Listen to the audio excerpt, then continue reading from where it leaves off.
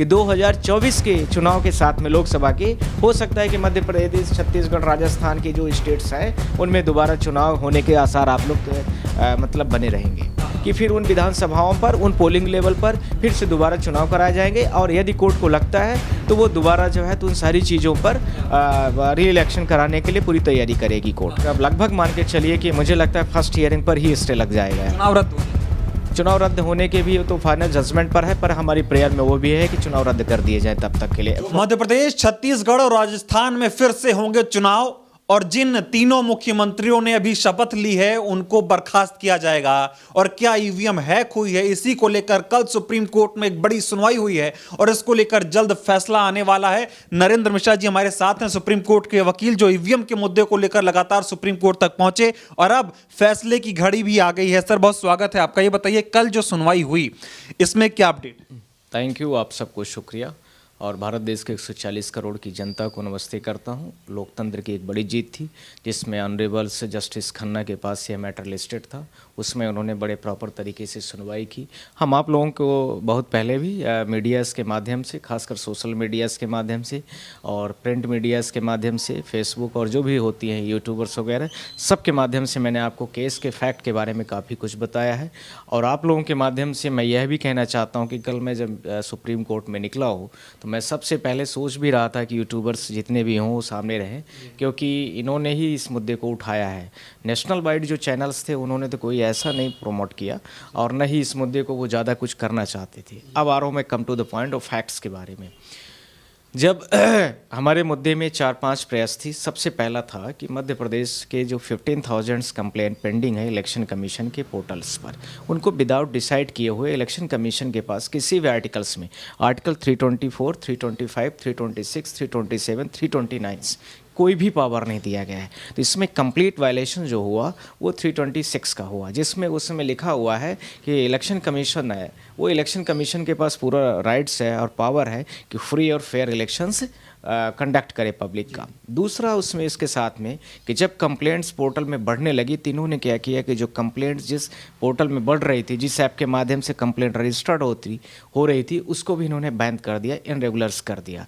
तो उसके बाद बहुत सारे लोगों का कंप्लेंट्स नहीं हुआ। तीसरा था बहुत सारे फिजिकल कंप्लेंट्स थी जो मध्य प्रदेश में एसडीएम, डीएम और तहसीलदार लेवल पर थी। तो 15,000 जो कंप्लेंट ऑनलाइन रजिस्टर्ड हुई, ये था 22 नवंबर 2023 का।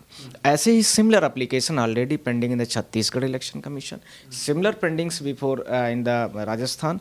सबके अलग अलग, बस इतना फ़र्क था कि वेरिएबल डाटा अलग अलग थे, पर यह है कि हर जगह हर स्टेटों में ऐसे ही कंप्लेंट पाई गई, पर्याप्त थी काफ़ी।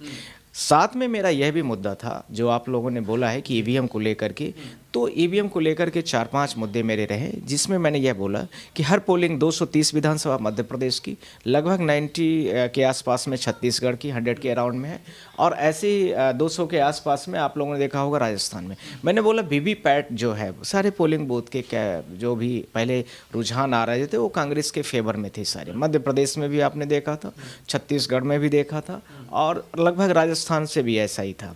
तो जब रुझान थे तो सारे लोग रुझानों के आधार पर यह था कि जो भी अपोजिट है, यानी सरकार को लोग नहीं चाह रहे हैं, बहुत दिनों से सरकारें बनी हैं, इनको हटाना है, जहां पर बहुत दिनों से थे, जैसे मध्य प्रदेश, उसमें एक बड़ा एग्जाम्पल है। छत्तीसगढ़ के बारे में था कि रिपीट हो रही है रूलिंग पार्टीज, और ऐसे ही राजस्थान के बारे में काफ़ी अच्छी खबरें थी। तो ये जो परसेप्शन सारी मीडिया दे रही है, ओपिनियन सब एग्जिस्ट पोल दे रहे हैं, तो इन सब के आधार पर बाद में कैंडिडेटों ने यह बोला कि ये जब रिजल्ट आया तो ऐसा एज पर नहीं था। तो उन्होंने बोला कि हम सब लोग वीवीपैट में जो इतने लोगों ने वोटिंग कराया है, तो उस वीवीपैट की पोलिंग वाइज हर पोलिंग पर आप जो है तो उसका वोटिंग को काउंट करा दीजिए। तो ये मेरी उसमें चौथी प्रेयर है। पांचवी प्रेयर में ये है कि फ्री एंड फेयर इलेक्शन को कंडक्ट करना chief election commission of India की ड्यूटी बनती है। This is the not conducted by the chief election commission of India, this is the supervisory authority of India which is the regulating to the Madhya Pradesh, Chhattisgarh and Rajasthan elections. During of the conducting of the elections Chhattisgarh, Rajasthan and along with Telangana और मिजोरम। तो इन्होंने ऐसा कुछ किया नहीं। तो मैंने यह भी बोला कि बहुत सारे लोग ऐसा कह रहे हैं, मुझे बहुत लोगों का फ़ोन भी आया है, तरह तरह से आया। तो आप ईवीएम को लेकर के, हैकिंग को लेकर के सवाल तरह तरह से उठे हैं, तो आप उसको ओपन डेमो पर रख दीजिए। भारत के जितने भी हैकर हों, वर्ल्ड के जो बड़े हैकर हों, उसको किस किस तरीके से हैक कर सकते हैं, वो एक ओपन मार्केट में आ जाएगा। जब वो आ जाएगी सारी चीज़ें, तो दूध का दूध, पानी का पानी हो जाएगा। तो जो डेमोक्रेसी है, डेमोक्रेसी का मतलब ही होता है for the people, of the people and by the people. This is the proper definition of the इसका है, तो वो लोगों के लिए हो जाएगा। लेकिन ये तो वो हो गया जिन मुद्दों पे आप कोर्ट गए। कल जज साहब ने क्या कहा? हाँ, correct, this is the very important two issues there. Chief हमारे जैसे ही मैं अपेयर हुआ, तो उसके बाद उन्होंने पहले तो मुस्कुराए, उसके बाद बोले, वो शुरू किया, हमने आर्गूमेंट शुरू किया। ए लॉट ऑफ एडवोकेट्स हमारा सपोर्ट किए, बहुत सारे एडवोकेट्स हमारे साथ में, लगभग 100 एडवोकेट्स थे। और उसमें सीजीआई मतलब हमारे नेक्स्ट जो सीजीआई साहब है, मिस्टर जस्टिस ऑनरेबल खन्ना ने, उन्होंने बोला, हमने आर्ग्यूड स्टार्ट किया, देयर 15,000 कंप्लेन। हम आर्ग्यूज जो किए उस पॉइंट को बात कर रहा हूँ, फिर ऑनरेबल जस्टिस ने क्या बोला उसको भी मैं आपके सामने ब्रीफ कर रहा हूँ। There is the first point I started there कि 15,000 complaints pending in the portals without deciding of the complaints did not be release the report card of the particular candidate which is the winning. तो वो नहीं होना चाहिए. They have the no any kinds of the power. First, second is a lot of physical complaint be pending before the election commission portals. Not portals. It means on the tables. Online नहीं है, सिर्फ table पर है. Third, उसमें हमने शुरू किया कि बीबी पैट्स को काउंटिंग को लेकर के है. फोर्थ, हमने बोला है कि ये सारी चीज़ें जो है ईवीएम जो रिचार्ज पाई गई 99% जब हम पोलिंग में, और उसका हमारे पास कई सारे करावली विधानसभा वगैरह कई सारे एविडेंस आए थे कि 99% बैटरी चार्ज थी पहले, पर जैसे ही इलेक्शन का इलेक्शन ख़त्म हुआ तब 75% बची थी. उनका प्रॉपर रिपोर्ट कार्ड भी है. पर उसके सबसे लास्ट में जिस दिन इलेक्शन का रिजल्ट आया है फिर 90% थी, तो वो कैसे 99%, तो कैसे फिजिकली पॉसिबल है. तो उसमें द हिंदू दैनिक भास्कर ने भी उसमें नहीं छापा. फिर court is directed allowed to the मतलब Madhya Pradesh high court because the lot of complaints he is already written on the judgment dictated to the on the judgment कि 15,000 मैक्सिमम कंप्लेंट मध्य प्रदेश से बिलोंग करती हैं, इसलिए इस केस को मध्य प्रदेश हाई कोर्ट में मैं ट्रांसफ़र कर रहा हूँ. दूसरा, ईवीएम को लेकर के, वीवीपैट को लेकर के. तीसरा, जो 15,000 कंप्लेंट को लेकर के, फिजिकल जितनी कंप्लेंट है वो मध्य प्रदेश छत्तीसगढ़ दोनों स्टेटों को लेकर के उन्होंने सीधा डायरेक्शन दिया है कि इसकी सुनवाई करें. साथ में मैंने यह बोला कि आप इनको बाउंड कर दीजिए कोर्ट को, because the lot of matter भी बहुत सारे मैटर ऐसे होते हैं जो कि 5-5 साल तक चल जाते हैं. तो इसमें सारे जितने भी कंप्लेनेंट हैं एज ए वोटर, तो उन सब की लिबर्टी वायलेट होती है. तो इस तब तक के लिए मैंने यह भी बोला है कि आप जो है तो फर्दर प्रोसीडिंग में इसको बाउंड कर दीजिए. तो उन्होंने बाउंड भी कर दिया है. मतलब जल्दी जल्दी अब सुनवाई होगी इस मामले की, जल्द फैसला आएगा. हाँ, बहुत जल्दी फैसला आ जाएगा.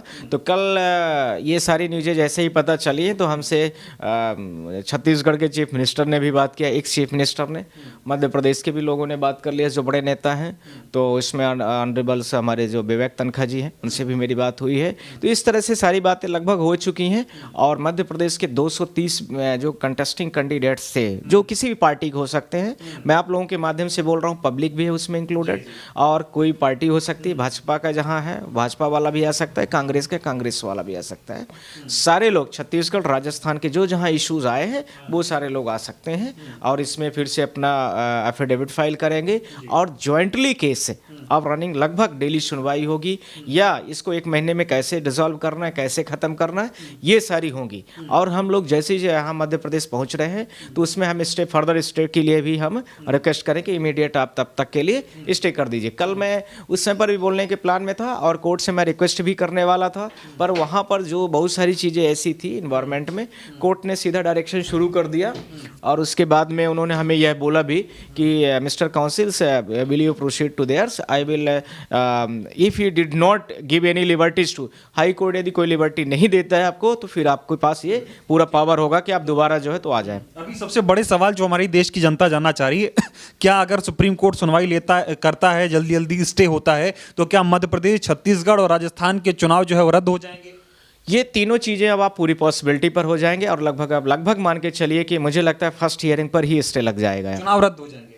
चुनाव रद्द होने के भी तो फाइनल जजमेंट पर है, पर हमारी प्रेयर में वो भी है कि चुनाव रद्द कर दिए जाएं तब तक के लिए। मुख्यमंत्री बनेंगे उनको बर्खास्त कर दिया जाएगा। हाँ, वो तो उसमें सारे ऑप्शंस खुले हुए हैं। मतलब कि जैसे भजन लाल ने शपथ ले ली है, राजस्थान में शपथ हो गई, छत्तीसगढ़ में सारे मुख्यमंत्री सस्पेंड कर दिए जाएंगे, बर्खास्त। करेक्ट, ये सारे होने के चांसेस बन गए हैं। जितने सारे हमारे during of the high court से जो हमारी सारी चीज़ें विटनेसेस एग्जामिन जो हमारे फैक्ट्स हैं उसके आधार पर जो भी चीज़ें आ रही हैं उसके आधार पर हमारे फैक्ट्स पोलिंग लेवल पर हैं, विधानसभा लेवल पर हैं और पूरे कॉन्स्टिट्यूंसीज को लेकर के हैं। अगर ऐसा होता है तो साफ हो जाएगा कि ईवीएम है। हाँ, फिर तो सारी चीज़ें मैं आप लोगों के माध्यम से बोल रहा हूँ कि फिर उन विधानसभाओं पर उन पोलिंग लेवल पर फिर से दोबारा चुनाव कराए जाएंगे और यदि कोर्ट को लगता है तो वो दोबारा जो है तो उन सारी चीज़ों पर री इलेक्शन कराने के लिए पूरी तैयारी करेगी कोर्ट।